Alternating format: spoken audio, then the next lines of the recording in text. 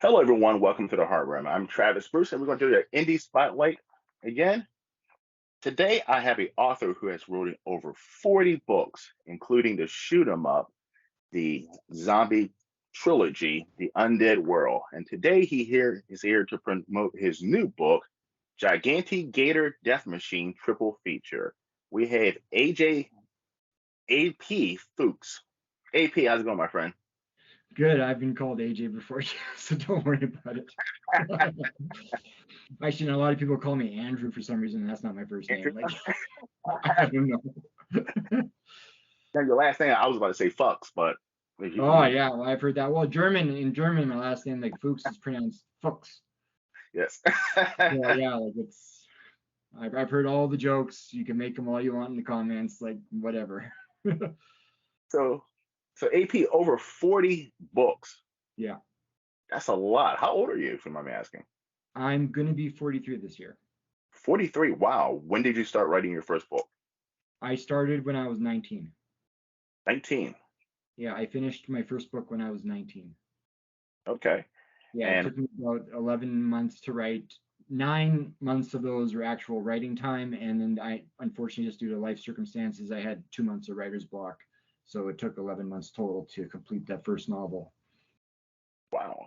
So I mean, as a writer, to make you probably averaging what, 2 to 3 books a year? And Well, that it depends on the book. Like, I mean, I've knocked out a book literally in 2 weeks, and I've written my greatest achievement in terms of writing, like in marathon writing, as I've written 2 books in 3 weeks, but that's writing like 10 hours a day, and like you're doing like 12,000, 13,000 words a day kind of idea. So like, but that was for a convention I was doing. I finished my zombie trilogy, and I did a new adventure for Axiom Man, my superhero. So those are the 2 books that I wrote in that time. awesome. But it Yeah. really I depends on the project, because like I have this other book it's out of print right now, which I'm thinking of bringing back, but like it's 253,000 words. It's an epic fantasy, and wow. that one took me 7.5 months or so to do.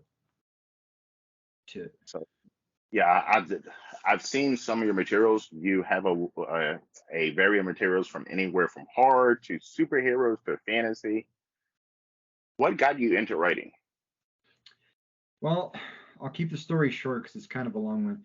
Bottom line is, in high school, I wanted to be a comic book artist, so Okay. that's all I did, right? And I had art class the whole bit, and then I took a year off, and then I went to animation school. The idea being that if I could draw stuff in motion while drawing them standing still would be simple, right? But there are 2 different mediums that I've learned over the years. There's different storytelling techniques and stuff with the art, and but anyway, but the problem was about approximately halfway through this animation course, the teacher stopped teaching the class. He would just come in and sit and do nothing, and we would just sit there and doodle and draw. So that really kind of turned me off of the whole like art drawing community. Like it was a really upsetting experience, especially since I was paying a lot of money for this course. And so what I ended up doing is I started writing comic scripts for the guys in class, just short ones, and they would draw them out. And I really like this writing thing. It's fun. So then I sat down one day and I thought, you know what I'm going to do? I'm going to write 3 or 4 short stories that interconnect. And that was going to be the plan, had these 3 or 4 short stories. But as it turned out, as I was going along, I had the makings of my first book. And the story just did. Each short story kind of fed into each other, and it ended flowing perfectly before, prologue, chapter 1, chapter 2, and so on. And yeah, so that's what I ended up doing. And I completed my first book, and I got super ripped off by a vanity publisher for that one. But I mean, that one's out of print. I have some copies. I'm thinking of offering it in my specialty store, but one day I'll bring it back. But it does need some cleanup. The story is solid. I believe in the story 100%. The story is basically about what if you found out who the Antichrist was before he became the Antichrist, like when he was just a child. Would you have the guts to have the guts to go in to basically kill him to prevent this worldwide disaster that he's going to bring upon the earth, right? And that's what Mhm. basically the story was about. And so the story wise, I'm with it, but the writing needed work. So my plan with that book is to basically sit down and do a massive edit and bring it up to par and then put it out again. So what are some of your challenges in the year 2023 as a writer that you ran into, or that you've noticed that has been different maybe 10 years ago? 10 years ago, I lived and breathed writing like 24/7, aside from sleeping hours. I mean, that's all I did was writing, or I thought about writing, or I'd be reading, and I read books and comics, and so I lived and breathed it. But just as my life, you end up having kids and stuff, and you end up getting the day job thing going, and eventually the writing time gets cut down further and further and further. And so, but lately I've been finding time now. I've been sort of restructuring my personal schedule to get some words down. And I have this book that I've been working on since 2008. It's called Zomtropolis, and it's a zombie book, and it's really dark and it's really twisted. But I've been picking at it since 2008, and I have about 10,000 words left to go, and it's done. So that's my focus, is to just finish this book finally and then get it out, because as of this year, I mean, it's 15 years in the making. So that's sort of what I want to do, is finish off some material first before diving into some new stuff. And plus I owe my Axiom Man fans a new adventure, so that's definitely on the horizon. I already have it all plotted out. It's going to be a 3-book story arc called The Battle of Power, and it kind of concludes the current story arc that's going on. Even though the Axiom Man series, I mean, you could read each book individually, and it's its own story, so you could kind of jump in anywhere, but there is an overarching plot line going on. So this final set of books that I'm going to write is going to wrap up that final that plot line, and then I can start a new plot line, a new arc, and then new adventures. Okay, and that's your next project. The next, yeah. Okay, all right. So your project is I mean, your book that's out right now on Amazon, Giganti-gator Death Machine. Tell us about that. Well, I'll even show it to you. This is the paperback here. It's matte finish. It's a really beautiful looking book. I dig the Amazing. cover. On the back, you got a vicious gator. Plus, it's 3 novellas in one. That's why it's called a triple feature. So it has book 1, book 2, book 3, and it says what it's about. And book 1 is 1 gator, and book 2 there's 2 gators, and then in book 3 there's 3 gators, and the stakes get going. And like there's a rule though I had with this book. Well, I had 2 rules. One, it had to be B horror, because I love creature feature B horror movies. They're so much fun. And then the other rule was nobody lives. So That was no the other final, rule. no Yeah, final guy. yeah, yeah. No final guy to wave down the sheriff and say, I'm in trouble, help me. So yeah. So anyway, that's what this is about. So it's just, it starts off by saying, be careful going in the water. You know. And so yeah, Giganti-gator Death Machine. And they are giant mutant gators. Awesome, and that's on Amazon. That's on Amazon, Barnes and Noble, Smashwords, Drive Through Fiction, Apple. Like, just pick your vendor, and it's there in ebook format or paperback format. Just it's up to you. What your reading preference is. You can read it on your phone too. Like whatever. So you don't necessarily need an e-reader to do it. You just download the Kindle app, for example, and there you go. Mhm. Now, I've asked other authors when it comes to their work, have you noticed that there's more e-readers now than actual physical copy? Well, I kind of have, because I've been at publishing for like, oh gosh, 24 years total. And I was a traditional publisher for about 5 of those years, publishing other people through my imprint, Coscom Entertainment. And like for me personally, I sell more paperbacks than I do ebooks. But I know Okay. other authors where it's the other way around. Yeah. You know, my this is just my theory. There's nothing really to substantiate it, but I think that eventually, because we are living in an electronic age, and we're just progressing further and further and further into basically screens, right? We Mhm. use screens for everything now. You know, Everything. yeah. So I think what's going to happen is the ebook market's going to become the new mass market instead of the mass market paperbacks, and then the paperbacks are going to become kind of like the hardcovers, more special editions, and then the hardcovers are going to become like the supreme editions of these Yeah. books. And of course hardcovers, as you know, cost quite a bit more even now compared to a paperback. But even paperback prices, at least in Canada, like have been going up quite a bit, It because definitely. with printers and stuff, your printing costs and stuff, paper costs are rising, ink costs are rising. So the printers got, obviously passes that to the consumer and so on. Anyway, but that's how I think it's going to go. It's going to go ebook as like the giant mass market, trade paperback as your kind of cool edition stuff for your shelf, and then the hardcovers as like sort of these collectors type items. And then you'll have, of course, the supreme collector's editions, and I'm referring to like those limited edition hardcovers, like the lettered editions. Like I did a lettered edition for Axiom Man, Aurora Man, Frozen Storm. I did a team up novel, but we did a special 26 copy hardcover only uh, limited edition, lettered edition. So each book has one letter. It's letter A, B, C, D, signed by both of us. There's only 26 in existence. And then, of course, there's the regular paperback of Frozen Storm and the ebook, too. But having the hardcover is like a collector's item.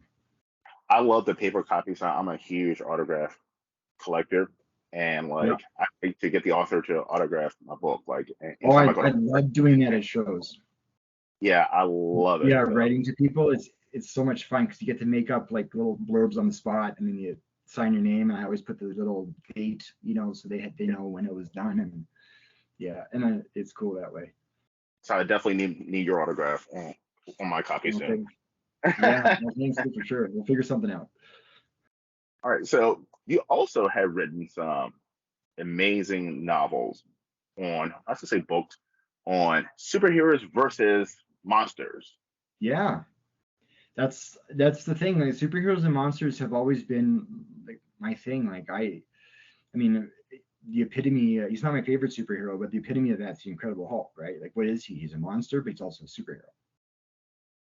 So it's Yeah. cool that way. But I've always been attracted to monsters because I view them more as not like horror feature creature kind of idea, except in the case of Death Machine because that was meant to be that way. But I more view them because I'm a superhero nerd.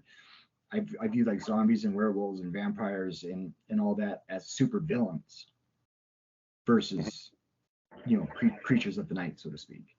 Correct. Even though when I do write them, though, I do write them as like the monster they are and the creature that they are, and like But then when I put the hero up against it, it's like he's fighting a supervillain.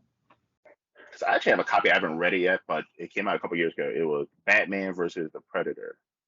Oh, okay. Yeah, I've heard about that. I haven't read it either, but yeah. To sit down and actually read it, but I'm like, that's an interesting fight. I mean, that's an interesting battle. So I actually have three for you. I'm gonna ask you. This is gonna be fun. All right. Three superheroes versus three monsters. Okay. Okay. Are you Do you ready? want me, do you want me to list it up? Okay, let's see. I would definitely take Superman because he's going to Okay. dominate. I would take Batman for his cunning and his fighting skill, and I'll explain who fights who in a second.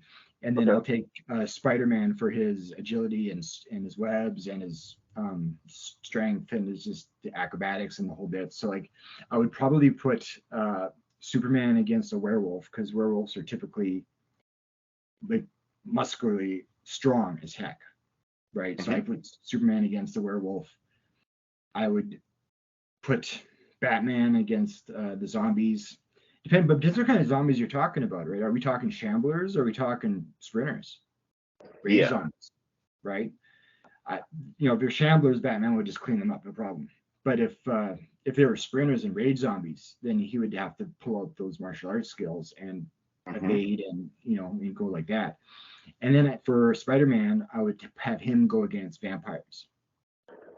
Okay. So I think because vampires, well, depending on the lore that you are into, because there's so many vampire lores out there, but like they're typically, they're strong, right? They're fast, Mhm. and some depending can fly, depends, right? So I think putting Spider-Man with his skills and his agility and his speed against something that's strong and fast like him would make for an interesting challenge. But I think the vampires would be too slow for him in terms of their strikes or whatever, and he would just dodge and duck and flip around and web them up and that kind of stuff. Yeah. Now, who do you think will win between Wolverine and a vampire? Wolverine and a because they both kind of have healing factors, right? and they're both strong, and they both have sharp tools. Mhm. So let's see. You know what? I'd have to go with Wolverine, and the reason is because of his adamantium skeleton. Yes. The vampire could see that, but can't, well, depending on Well, she could. He how could. good his regeneration is, right? Like if a Yeah. vampire bit him, could his blood, because of the regeneration and the healing factor, fight off the venom, so to speak, We to don't know. prevent turning, right? And then in terms of the sharp stuff, well, like teeth versus claws, he just right. And then plus again the healing factor, his is faster than a vampire's, at least Hmm. based on the vampires that I've seen. So he would have the edge that way. He could dominate them more. So even as they're healing at a slower rate compared to what damage they're doing to him, where he's healing at a faster rate. But the vampires have the strength factor as well. Yeah, and that's for Wolverine. Like he's a strong guy, but he doesn't have like super duper strength, Yeah. right? So I think that's one area where probably he would struggle is if he got into like a bear hug arm wrestling or sorry wrestling match, jujitsu kind of idea with the vampire. I think he'd have a problem and he'd have to act quickly with those claws of his and stab him through like a skewer. That is true. Okay. Let me hit you with one last one. Let's do a Sure. werewolf versus the Punisher. Werewolf versus the Punisher. Werewolf, hands down. And the Think reason so? is because, well, werewolves, like when they're in full werewolf lycanthropy form, they're like just nothing but rage and hunger and like just the need to hunt and kill, right? And so they're fueled purely by like this powerful adrenaline, and nothing's going to stop them. Like if Punisher pulls out his guns, and bang, bang, bang, yeah, the Wolverine or the wolf will get hit, but I think he'd just be too fired up to like really acknowledge it, you know. And Mhm. he probably has a bit of a thicker hide and all the fur, of course, So I think with his strength, like he would just get on top of the Punisher really quickly and just chow down on his head or something. That's true. That's true. But how about the whole silver bullet aspect though? Well, that's if your werewolf is silver bullet True. vulnerable. Because that's in some lores they are, in some lores they're not. That is But true. let's say they are. Let's pretend they are. So let's say Mhm. like Punisher has silver bullets. Yeah. Then in that case, I think Punisher would have to fire off several rounds, like we're talking multiple rounds, to poison the werewolf in order to stop him. Otherwise, if he just takes maybe a shot or two and silver bullets, by the time the silver does its thing on the werewolf, I think it'll still be too late for the Punisher. So the Punisher would have to like really, and load him up with silver to take him out. I totally agree with you. The Punisher has a low error, margin compared to the werewolf. I mean, the Punisher makes one mistake, it's done. Yeah, yeah, that's All right. exactly it. And he's also slower too, right? So he can't Yeah. outrun it. He can't Hmm. try to run if they're in a forest. Say he can't run and try to hide behind a tree and do like some stealth. Definitely going to have to You use know, a strength test. yeah, the werewolf would be on top of him in no time. Yeah. But So I think, oh, go ahead.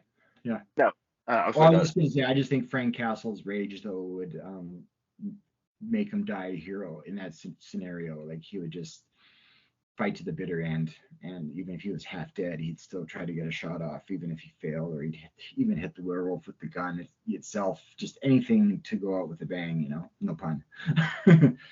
But Punisher and or Frank Castle and Wolverine, their rage is their strength and their weakness at the same time. Yep. And like so, I Well, definitely agree. and rage is limited. It's a limited emotion, right? Like you only get so much angry adrenaline dumped into your system, and once that's expelled, once that's you've released that, we've all thrown fits in our lives, right? We all had those moments, as being human. But like we know from experience that once you get that crap out of your system, your rage factor is gone. Yeah. And you feel kind of spent, emotionally spent. You feel kind of a little bit weak. Yeah. your spirit's a little bit down, like just because you're exhausted from all that adrenaline, right? And then your legs are rubbery and your arms are all funny, and Yeah. so the rage factor can help, but they have a little time window in order to use it to their advantage. So if you could combine one iconic superhero and one iconic monster together to make this super breed, which two would you I would combine? take I would take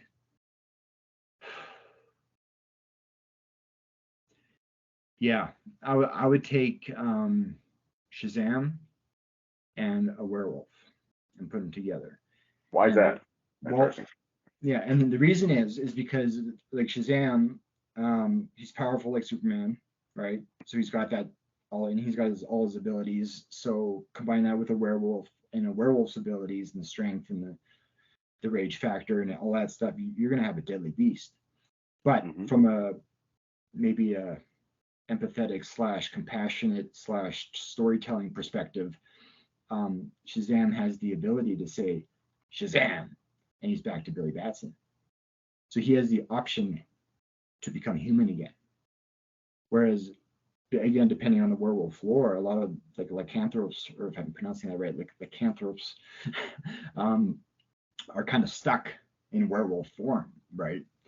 But so yeah, so this kind of gives him a chance to be human, and then it could turn into a moral story. Like he'd reflect on his actions. Was I being good? Was I being bad? That's provided he remembers. But we assume that he does because we assume that because when he turns from Shazam to Billy Batson, he remembers what he did at Shazam, right? So yeah, so assuming he remembers, then he could have a reflection time and decide, am I going to be a good guy? Am I going to be a bad guy? What's the best way to go about it? Okay. Make One sense? last question. Yes, Okay, yes. One last question. If you could be sure. any monster, what monster would you be and why? Sorry, what was the question? If you could be any monster, what monster would you be and why? Vampire. Same here. Um, okay, yeah, and the reason for that, at least based on vampire novels that I written or novellas rather, it's called My Blood of My World trilogy. It's meant to be a vampire romance, but it's more of a love story versus a romance, and those are two different things. And the vampires in there are uh, like crazy vampires. But I would be a vampire because you get the strength, you get the speed, you get possibly flight, right? You could blend in with society. If you want to do the from the movie Blade approach, you could put on your sunblock and go out there in the sunlight, Mind unless you control. take, yeah, that kind of thing, right? But if that doesn't work, then you're toast in the sun. So then, unfortunately, you're confined to darkness for the rest of your life. And the thing of vampires, there is no rest of their life. The rest of their life is the rest of their life because they live forever. Exactly. You I know. always wanted to do vampire because, I just feel like there's so much to do in life that you can't do in one lifetime. Oh yeah, So to be I able agree. to live hundreds of years, but everybody who says, well, no, don't be a vampire because you can see all of your friends and your family pass away is a lot of loss. I get that. But at the same time, to be able to just continuously building your knowledge, wealth over time and generation, and there's no end to that. Um, you know, us as mortals, there's a expiration. Hmm. You have to do it by this time. It's not going Yeah, to come. and we don't know when our expiration is. It could be tomorrow. It could be in 100 years or in 50 years. No. Yeah. And now And imagine there was no expiration. I mean, now we could either one or two things happen. We could be a more productive person, or we could be a even lazier piece of shit. I don't know, one or the other.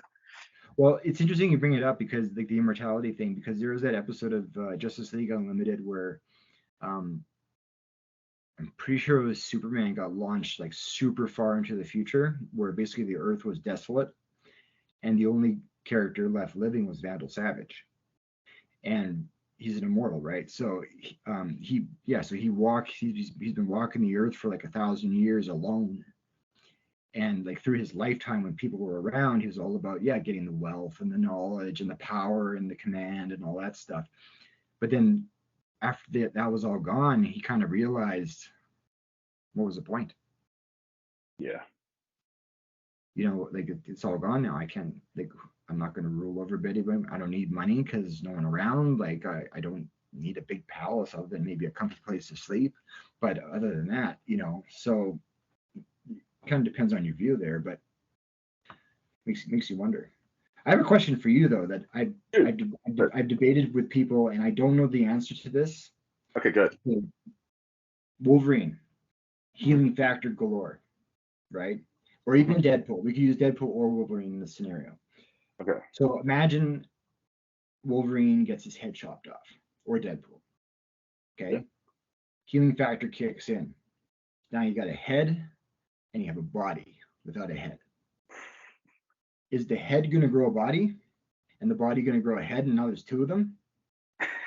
Or is the head cutting off going to be like the Highlander thing where that's what does it, I think it's the Highlander thing. I think the head getting cut off is the end all be all.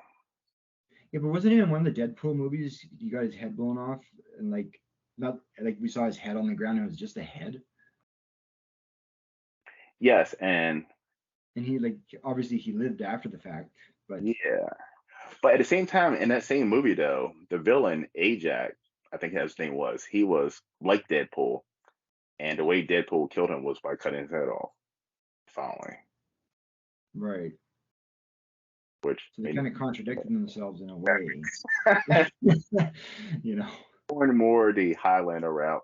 I feel like head getting cut off is like end all be all, which, I'm a huge horror fan. I don't understand why they don't cut the fucking head off. Like they shoot they Because kill. there'd be no story. It's the obvious solution, but then you wouldn't have a movie, or That's you true. wouldn't have a book. Like Because I don't know if you've seen Halloween Kills. Halloween, I'm a huge Michael Myers fan. Halloween Kills right, frustrated me because the mob, they got him on the street and they beat him up with baseball bats and all this stuff, right? And they got out of their vehicles to go one on one with him. I'm like, why wouldn't you just run him the fuck over? You're in trucks. Like, when you even get out of the vehicle, like you got all these trucks, when you just run him over and just back up and just keep. Michael Myers is not gonna come back if he's flat as a pancake on the concrete. yeah, yeah. If everything's crushed and smushed and flattened, yeah, He's not gonna it's come gotta be back tough. to his head off. Yeah, I can imagine like Deadpool getting run over and turned into a pancake. I get to see him sort of like slowly inflate. Yeah, I'm fine. but that's a good question. I'm going to go with Highlander rules, and that's the end all be all. All right. We'll go with that, and maybe people comment on the video. They can give their 2 cents on the subject. I agree. All All right. right. So how can we find you, AP? Well, the easiest, fastest way is apfuchs.ca. That's apfuchs.ca, and that'll take you directly to my website where everything is. I mean, it links to all my books. It links to my YouTube stuff. It links to my TikTok stuff. It links to my webcomic called Fredricus, which is an anthropomorphic dog in dystopian sci-fi society. So so that's a fun strip to draw. And yeah, I mean, it's got interviews, it's got the about section, of course, contact information. It's more of like an entertainment hub as opposed to just like a standard author website. Like, here's my book and here's my author picture where I'm thinking, and that kind of stuff, right? All author pictures are the same. They're always like, Yes, that constipated. Yes, yeah, or the side view. They're always the side view. You can't show your face, and then you wear the indoor scarf. you And then have you wear to. then you wear the blazer with the elbow patches, Yes, you have to. You have to. right? You wear the glasses that you never actually put on, but you hold them. They're like a prop. Sometimes you chew on the arms just to but you hold it like a prop. It's what I call, like, I don't know if you noticed that, but a lot of millennial men who want to be important, or people who think they're important, they get glam shots or like professional photography pictures. Oh, I've Like seen it big you time got, with yeah, some of the writer circles I've been part it's, of. Yeah. and it's always they got the glass of whiskey sitting there, and like and I'm like, Is come he on, drunk? dude. Like, I understand women doing that, but like men, why are you doing that? Like, Women do more like I don't have long hair, but like women that do the more like the cute thing, right? Where they got their hair kind of slightly draped over their fingers and they're kind of like, yeah. I mean, I understand women doing glam shots, but like no, millennial but theirs looks men, more sophisticated. Like men look more pretentious in their author photos, like in the really, like I said, the contemplative ones, the turtlenecks and that kind of stuff. But women, I mean, they're beautiful, beautiful creatures, right? And yes, they just seem to like pull off an author shot much better than a man, in my opinion. man he looks constipated and stiff.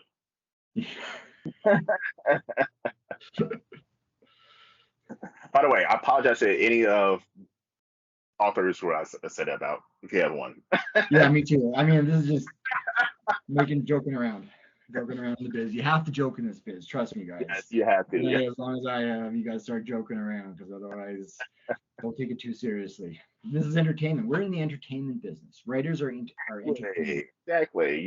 You can't, no hard feelings. Yeah, exactly. It's just we're all on the same team. So All right, everyone, please check out on Amazon, Barnes and Noble, Apple, anywhere you can buy books. Giganti-gator Death Machine triple feature. That's amazing cover too. Amazing cover. oh, thank you. I designed it myself actually. It looks great, man. Yeah, no, I'm also a freelancer, so I do like for all aspects of publishing. So like I do like editing, I do cover design, I do book formatting, like because when I was a publisher, I did all that stuff myself. It was a one-man band, you know. So like I would, in some cases, like we're talking superheroes versus zombies, right? Like, and forgive this for being a giant commercial, but like I did metahumans versus werewolves and metahumans versus the undead, both in print and in ebook. But I don't even know where I was going with this. Oh yeah, but yeah, that's what it was. Yeah, but this art's not my art. I mean, this is done. The art is done by, and I want to plug him. I do. His name is Justin Schaff. He does amazing pencils and inks. And then the colorist, his name is Kyle Zajac, and he used to do colors for a place called, you know what? I can't even remember because it went under. But he's been freelancing, so he does colors for like DC and Marvel and stuff. Especially a lot of the Marvel like the reprint editions of old comics. He does like the color touch ups and fixes and stuff. So it's pretty neat. But he's worked on Star Wars. Like it's cool. So yeah, so I got the two of the best artists in my opinion, in the business for that I'm in, the monster versus superhero thing, working for me. That's amazing to have that network. Oh, and that's key. I mean, that's key in this business is just you got to network. You got to know other writers, you got to know other artists, you got to know other, whether it's formatters, editors, publicists, just learning tips and tricks along the way, and even for yourself, doing your own research, and then with your own materials, whether it's on the web or offline, like doing shows and stuff, it's all trial and error, and you find out what works and what doesn't. And like I've done, I don't know, 15, 16 shows, never mind book signings on top of that. And like over the years, I've developed like a style for my table, my setup, what looks good, what works, what doesn't, Yeah, and like how to talk to people without pushing the sale on them. Cause I hate, like, I've been to cons where like authors are there and they're like, buy my book, and they like stick it in your face and like to just kind of lock you into a corner. I hate that, right? Whereas I give more the fun. fun approach, and I tell the person like, this is how much fun you're going to have reading this, and here's why. And I'll explain. I'll even give like parts of the story away, non-plot twisty stuff, but just like to general just stuff, and get them interested. And then and then you say, I'll sign it for you, and all that stuff. And then I've been asked, do you charge for signatures? And nope. Signatures are free. We're not like the celebrity table where you got to pay $30 to get a signature on a Yes, board, right? Like, no, you want a signature from an author or an artist? Go up and ask, and they'll gladly do it for you. that's why I buy majority of my books or at conventions. Believe it or not, you can find some good reads there that you don't know about, and you get to chit chat with the author, get a free autograph. So win-win. Yeah, well, I have a copy of the Crow graphic novel, by James Obar, and he was a guest at one of the shows that I was tabling at, and I went up to him and I brought my graphic novel and I met him and he signed it for me, and nice guy, and it was a cool experience. Like, you Yeah. know, Because I actually a couple years back, there was a graphic novel. It was Ash from the Evil Dead versus Freddy versus Jason. wow. You can't find that bad boy anywhere. Like I got a rare copy of it, and the author was at a horror convention, and he even was like, "Where the hell did you get this from?" I did. This is not even. I haven't seen a copy of this, and I got and I asked him, "So do you mind autographing?" He said, "Yeah." I said, "How much?" He said, "For free." I'm like, "Okay," and that's awesome about authors. They don't charge, which is great. No, I mean, I'm just thankful people read my stuff, Yeah, and that's that's some. If I can get into your head and give you some imagination time, that's a payoff for me. Like, I make a book sale, great, you get a couple bucks, but like the fact that I'm actually telling you a story and you're using your own imagination, and each of us have our own different styles of imagination. Like, you're using your own imagination to visualize these characters, visualize these scenarios, visualize these battles. To be able to influence someone like that, whether that's through books or comics or something, it just there's something special about that. And for me, that's where the reward is. You know. it is. I mean, I'm the same way. Even comes to my YouTube channel when someone Yeah. views comments, could be a bad comment, great comment. You watch my video, thank you, I appreciate it. Yeah. Exactly. Thing is No, I'm the like, same way with my YouTube stuff. Yeah. yeah, I mean, there's a billion other people you could watch, and you took 20, 30 minutes out of your time and watched me. So thank you. Yeah. Exactly. And some they don't even know. Like, it's perfect. Exactly, Yeah. I know, it's cool. exactly. So everyone, please check out his work. Check him out on his website. I'm going to put a link in my description as well. Yes. And also put in the comments too, what happens to Wolverine and Deadpool when their head gets cut off? Is it Yeah. their route, or does it grow back on? If it does grow back on, does it grow off of the body, or does it grow off of the head? Like, which way does it grow back? That's a good question. Excellent. Yeah. Or does it do both? Because again, you could create a duplicate. You have two. You have clones. Yep. Well, yeah, but at the same time, it's the same DNA, so they're not technically clones per se, Clone. because clones are always slightly different than the original because they're like a photocopy, right? But in this case, you would have two authentic Wolverines with the same DNA. The only thing about Wolverine, though, is the question is, of course, if let's just say his head got chopped off and his body grew the head back. Mm-hmm. Well, at that point, like, you can't regrow adamantium. Yes. So he would become more vulnerable that way. Like, he would grow bone, a regular skull, regular skin, regular flesh, all that stuff, right? Like, everything would be normal from the head up. So like, he'd have to be careful with getting stuff chopped off, because whatever grew back is not growing back adamantium. Correct. So that's you only got one shot. That's right. Yeah. So Well, listen, it's been a pleasure for you to come on, man. I definitely want you to come back on. yeah, no, this was a blast. I love talking this stuff.